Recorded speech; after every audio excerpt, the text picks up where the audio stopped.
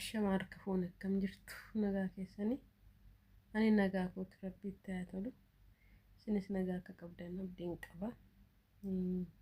Waan ta'e qabadheen dhufeera innis waa'ee mataa irrattidha.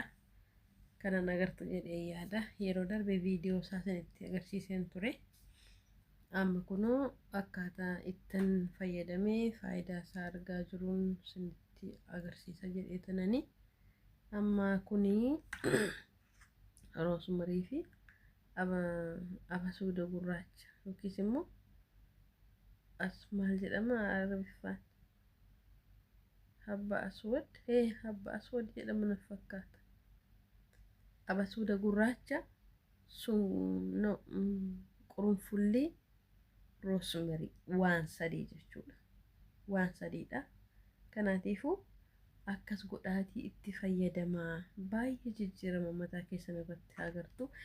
Mataa kiyya yoo agartan asirraan faaxuun ol deemaa jira garuu amma laala iddoon itti gahaa jiru gartani. Ani maaliif fayyadama yeroo mara vaaziliinii fi roosmarii qurunfullii fayyadama. Darbee amma kana fayyadamuu jammare jechuudha. Kanaan marsaa tokko fixe kun lammaffaadha. Viidiyoo isaa hojjedheera yeroo darbee isa fixe irratti jechuudha.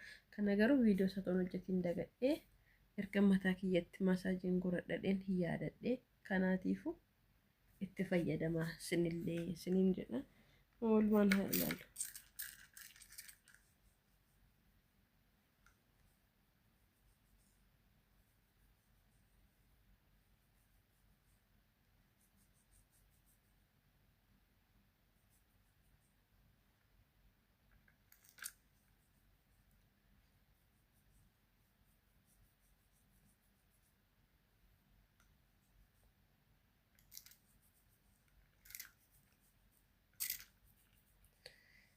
Mataa kiyya hiikee iddoo lama godhachuu waan fedheeruu fi amma itti dibadhee maasaajii godhadhee maaliif ananii iddoo sadii iddoo afuritti ni rannee jedhee yaade naa kanaatiifuu fayyadamaa akka fayyadamtu ta'a.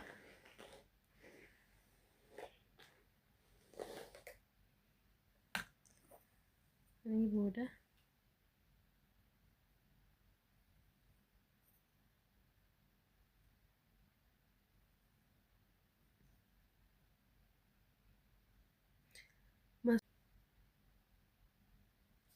kunoo mataa kee bakka lamatti qoodee jira sirraanii fi asirraan jechuudha.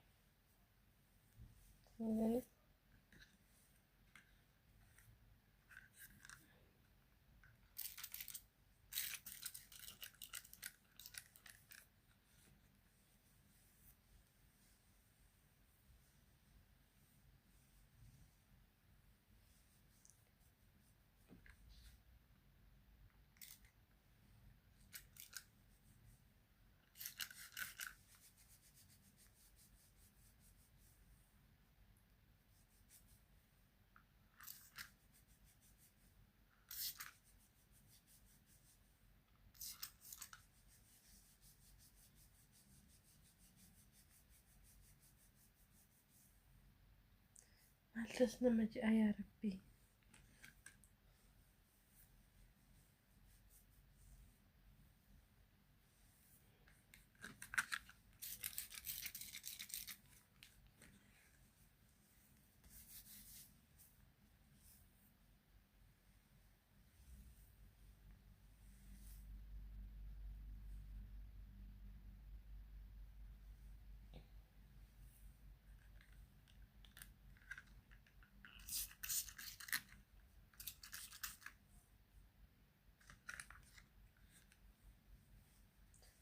Kanatti itti fayyadama.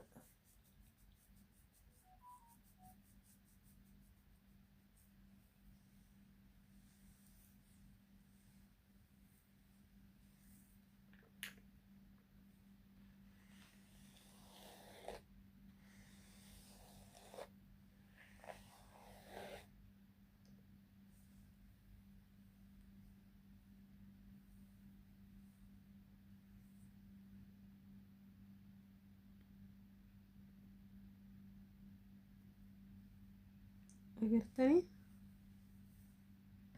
yoo namni keenya yoo hojjetanitti agarsiisan malee nama dhamanii waan ta'eef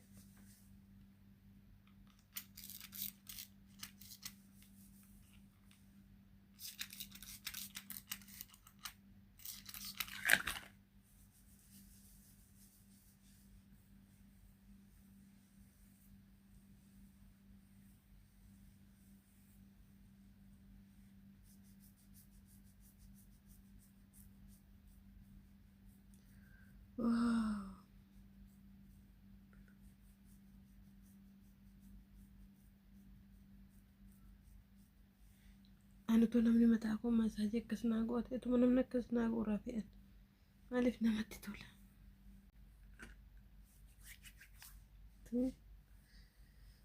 Maashaallah wallahi baay'ee namatti tola itti fayyadama keessumaa roobni mataan keessan bubuqqa'u jajjabaatu kan dheerachuu didallee kan faaxuu godhatellee mataan keessan fuulduraa fi kan akkanatti sunii deebi'a itti fayyadama ni galee jedhaniif miti qala hojjennee ofirratti agarreetu odeessina malee.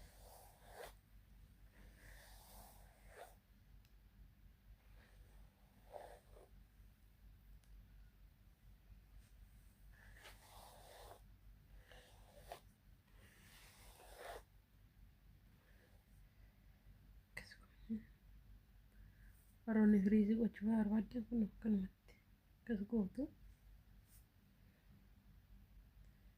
Faashiniin uummata fuuldura kanaatiin miti jedhee.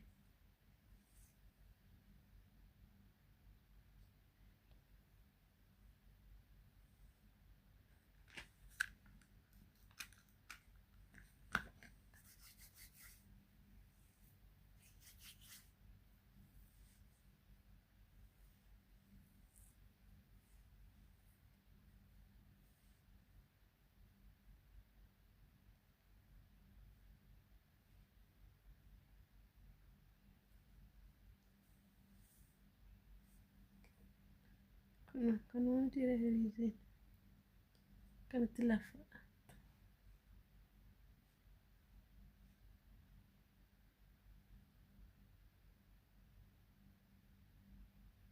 gartanii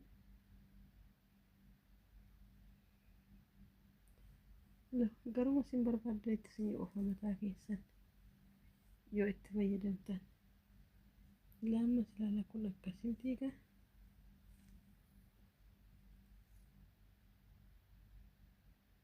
Argitanii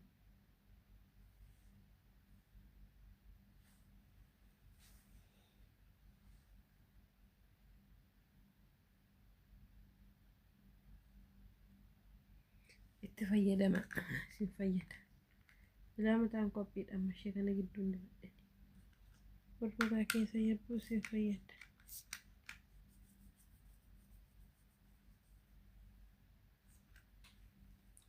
Qulqullii roosmarii abasuuda gurraacha kanatti fayyadama. Okay garabbii baay'ee ofirratti jijjiirama agartu. Roosmariin garuu adiidha inni isa laafaasaas ta'e isa jabaataas ta'e jechuudha. Ani garuu isa ji'aan fayyadameera.